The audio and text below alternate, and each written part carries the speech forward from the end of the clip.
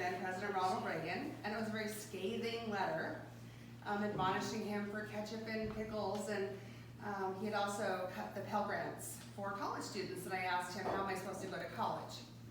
And I knew for sure he was going to write me back. He didn't. I didn't care. My mom helped me address the envelope. She helped me mail it. And it was then that, I felt very empowered, but I didn't realize that's what I was feeling at the time. I felt like I had a say in something, even though I probably didn't at the time. But I felt like it. And ever since then, I have just loved politics. I ran for student council in high school, didn't win, didn't care. So election night, like most of us, we're sitting there watching the results rolling in, and I'm thinking that when I voted that day, my senator did not have an opponent. So I don't think that anybody should ever run unopposed because nothing is perfect.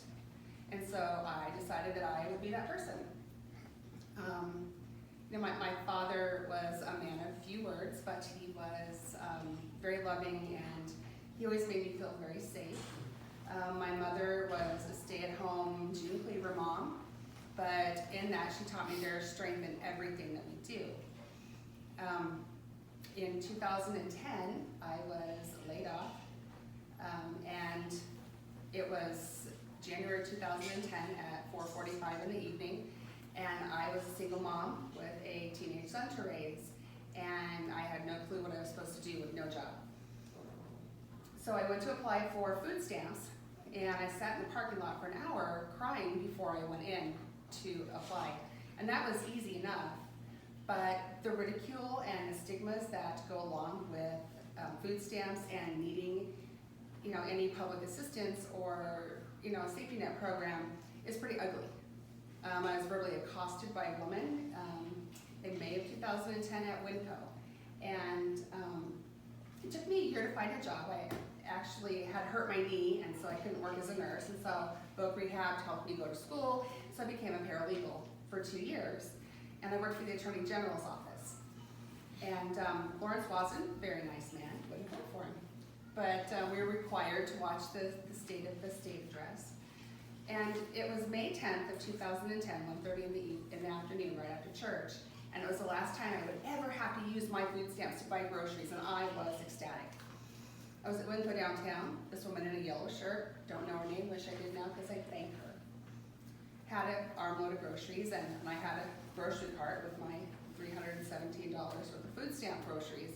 And she looked at me and she said, I should have known better than to come to the store on the first of the month with all these losers and their food stamps. Don't you feel the same? And I was mortified. And I said, well, no, all of this is being paid for by food stamps, and I'm a state employee, so I'm kind of paying my own groceries. And she said, well, you don't look like you're on food stamps. And it was then that I decided that hunger and poverty were important to me.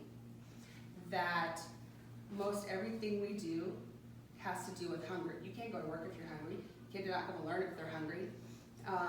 Healthcare, I'm a hospice nurse. Raul Labrador told my friend, nobody dies because they don't have access to healthcare.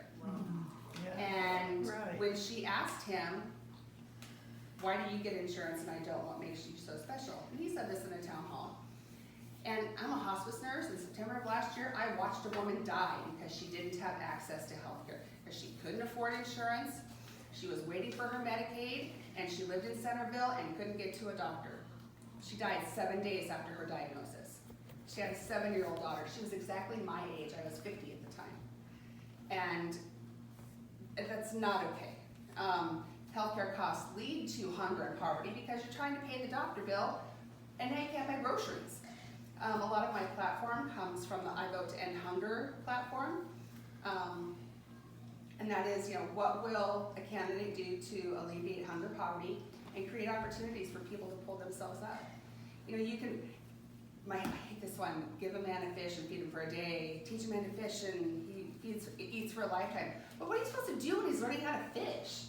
You gotta eat while you're learning how to fish. So I told my husband, 2007 election night, 2016, I said, you know what? I'm gonna run for office. And he said, okay. So he's just been happily trailing along with me ever since. He's always been supportive. I am the community advocate for the Idaho Food Bank. I am the SNAP spokesperson for Feeding America. I am on board of directors for Bread for the World, which is an anti-hunger program. I'm also on the board of directors with their sister program, Bread Institute. I lobby 3 times a year in DC, and I just got back from visiting with Senator Risch, who, when the woman was with me, she's the managing director of Bread for the World, and she mentioned to him that I was running for office, and he said, oh, what office? And I told him, and he said, oh, I appointed Cliff Bayer to that spot. Oh my gosh. And I asked him, about the Farm Bill, and could he please co-sponsor the Global Food Security Act, and he said, you know what? We passed that Farm Bill out of committee, what more do you want? I had props with me. I printed, food stamps, the old paper ones. I printed them as a visual for him, and I gave him that $5 in food stamps. I said, there, that's what you have to feed your family for a whole day. And he pushed him back to me. He says, I don't need those, give them to somebody who needs them. And I said, oh my gosh, they're not real. But he's kind of the reason why I am running, and Donald Trump is part of the reason I'm running. And a 12-year-old writing a letter to Ronald Reagan it is the reason I'm running, and people running unopposed is the reason I'm running, and I've never done anything like this before. I must be crazy. But, this has been the most empowering and exciting thing I've ever done. And like everybody else, please send cash. I've been told that my race is kind of being watched because there's a Libertarian also running, and the Libertarian tends to take votes from the Republican. So, yes. Shelby Scott has said that, we might be able to create a perfect storm. So,